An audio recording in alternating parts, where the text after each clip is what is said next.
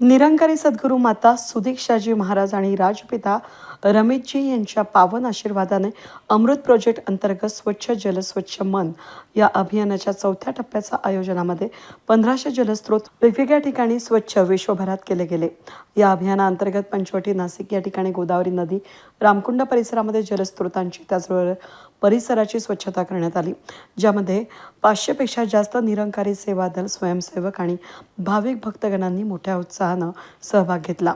स्वच्छता अभियानाचा शुभारंभ नाशिक महानगरच्या महापौर हिमगौरी अडके आणि सेक्टर संयोजक गुलाब पंचवानी यांच्या हस्ते करण्यात आलं. यावेळी संत निरंकारी मिशनच्या गोविंदनगर, नाशिक, पंचवटी, सातपूर आणि जेलरोड या शाखांमधून स्वयंसेवक आणि निरंकारी बंधू भगिनी मोठ्या संख्येनं सहभागी झाले होते.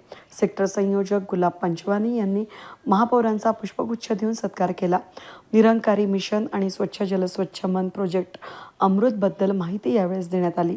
महापौर हिमगौरी अडके यांनी सुद्धा मनोगत व्यक्त केलं. स्वच्छता अभियान संपन्नतेनंतर सत्संगाचा पण कार्यक्रम मोठ्या उत्साहामध्ये यशवंतराव पटांगण या ठिकाणी झाला. सत्संगाची अध्यक्षता भावेश देवरे यांनी केली. शेवटी सेक्टर संयोजक गुलाब पंचवानी यांनी आलेल्या सर्व भाविकांचं अभिनंदन करून आभार मानले.